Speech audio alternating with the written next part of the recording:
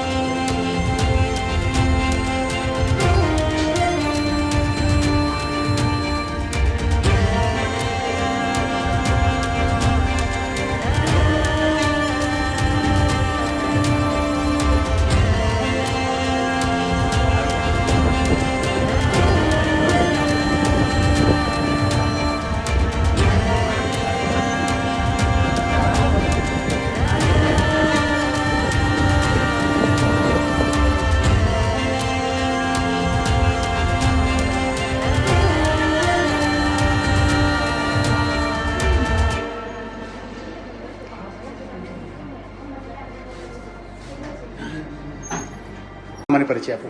મારું નામ દેવાંશી છે. હું અરેના એનિમેશન મણિનગર વસ્ત્રાપુર અને શાહીબાગની આસિસ્ટન્ટ ડિરેક્ટર છું. શું કહેશો? નવી શરૂઆત છે અને સાથે સાથે વિપુલ તકો ધરાવતું આ ફિલ્ડ અનેક લોકોને રોજગારી આપવા માટે પણ સજ્જ થઈ ચૂક્યું છે.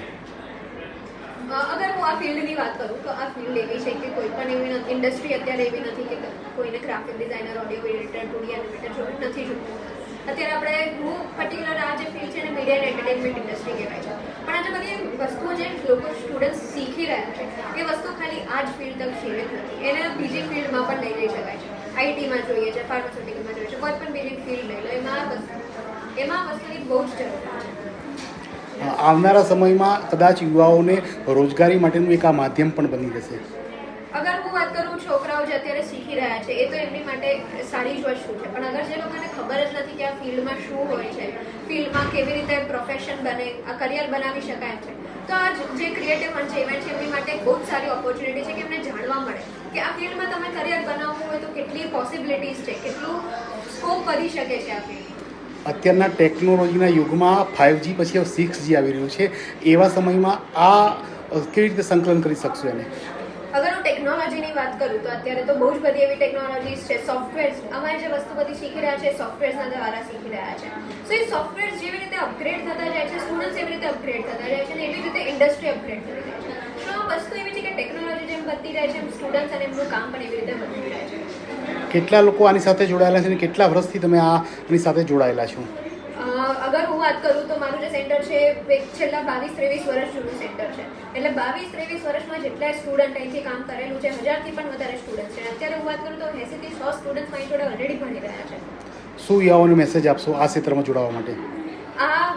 તમે અગર સ્કિલ ડેવલપ કરવી હોય, આ ફિલ્ડ એવી છે કે સ્કિલ ડેવલપમેન્ટ માટેની છે. તમને ઇન્ટરેસ્ટ હોય કે ગ્રાફિક ડિઝાઇન શું છે, ઓડિયો વિડિયો એડિટિંગ શું છે, 2D એનિમેશન, 3D એનિમેશન શું છે, તો આ ફિલ્ડ એવી છે કે કરો ના કરો એ વસ્તુ છે, પણ એકવાર જાણકારી લઈ લો તો તમને પણ આઈડિયા આવે કે આ કેવી રીતે વસ્તુ છે. મારું નામ મૈત્રી પંચાલ છે. હું અરેના એનિમેશનમાં છેલ્લા 4 મહિનાથી અભ્યાસ કરી રહી છું અને મારો DNE કોર્સ બરાબર છે. એના સિવાય આજે અત્યારે અહીંયા અરેના એનિમેશનનો ક્રિએટિવ ફંડ કાર્યક્રમનું આયોજન થયું છે, જેમાં બધા વિદ્યાર્થીઓ, તેમના માતા પિતા, મતલબ પેરેન્ટ્સ, ફ્રેન્ડ્સ, ફેમિલી, રિલેટિવ્સ બધાને જ ઇન્વિટેશન છે અને અહીંયા આગળ ખૂબ જ સારી રીતે ડેકોરેશન પણ કર્યું છે બધા સ્ટુડન્ટોએ. એના સિવાય તમે અહીંયા આજુબાજુ બધા જ જોઈ શકો છો કે બધા સ્ટુડન્ટોએ ખૂબ મહેનત કરીને ઘણું સારું વર્ક કર્યું છે.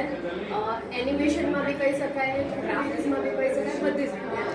આ વિભાગ એવો છે કે જ્યાં રોજગારીની વિપુલ તકો મળે એમ છે, કોઈ યુવાન બેકાર રહે નહીં. બિલકુલ. એમાં એવું છે કે એ તમને રોજગાર કેવી રીતે મળે તમારા પોતાની ઉપર ડિપેન્ડ છે. બાકી ફેકલ્ટીઝ છે એ પોતાનો પૂરેપૂરો પ્રયાસ કરે છે કે આપણે બધું સારી રીતે શીખીએ અને રોજગારની તકો આમાં ખૂબ સારી રીતે મળી જ રહે છે, જે વિદ્યાર્થીની ક્રિએટિવિટી ઉપર ડિપેન્ડ છે. આજની યુવા પેઢી આ વિભાગમાં જોડાય એ માટે શું કહેશો? આજની યુવા પેઢી આ વિભાગમાં જોડે એની માટે શું કરીશું. તો દરેકને પહેલાં તો જોવું જોઈએ, મતલબ એ પોતાના ઇન્ટરેસ્ટની વસ્તુ છે કે કોને કઈ ફિલ્ડમાં ઇન્ટરેસ્ટ છે. હવે મને ડિઝાઇનિંગમાં ઇન્ટરેસ્ટ છે તો હું ઓબ્વિયસલી આ વસ્તુમાં જવાની છું આગળ. હવે યુવા પેઢીના બધાના પોતપોતાના ઇન્ટરેસ્ટ ઉપર ડિપેન્ડ છે. પણ આજના યુવાનો કલા અને આ ડિઝાઇન ક્ષેત્રે ખૂબ જ આગળ પડતો આપણે રોલ ભજવવા તૈયાર છે અને એમની પસંદગી પણ આ વિષય છે.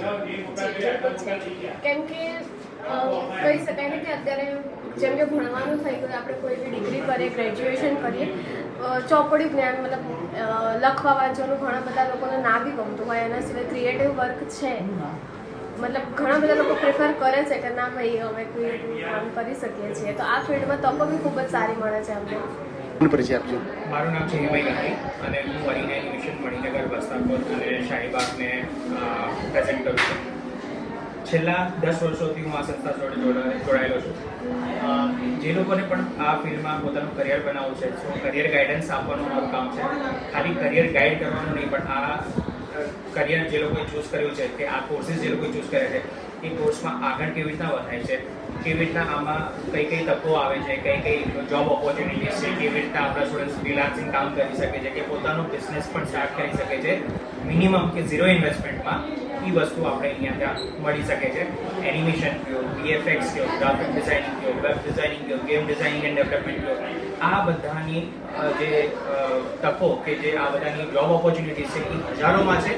અને સ્ટુડન્ટ્સ આપણે જોવા જઈએ તો આપણે ત્યાં જે અવેરનેસ છે એ બહુ ઓછી છે, એટલે જોબ્સ વધારે છે અને લોકો ઓછા છે.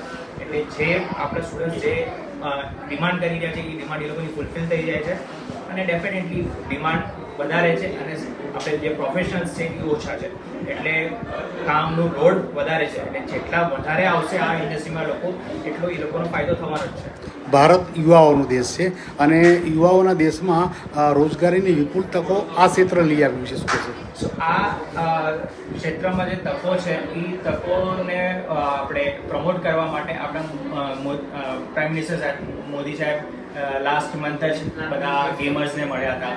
કે ઇવન ફાઇનાન્સ મિનિસ્ટર છે કે ઇવન આપણા જે બજેટમાં એનિમેશન, VFX, ગેમિંગ અને કોમિક આનો ઉલ્લેખ થયો છે અને આના માટે એક સ્પેશિયલ ટાસ્ક ફોર્સ ક્રિએટ કરવામાં આવી છે જે આપણા યુથ કે આપણા યુવાઓને આ ફિલ્ડમાં જવા માટે પ્રોત્સાહન કરી રહ્યા છે કે એ લોકો માટે નવી નવી યોજનાઓ લાવી રહ્યા છે.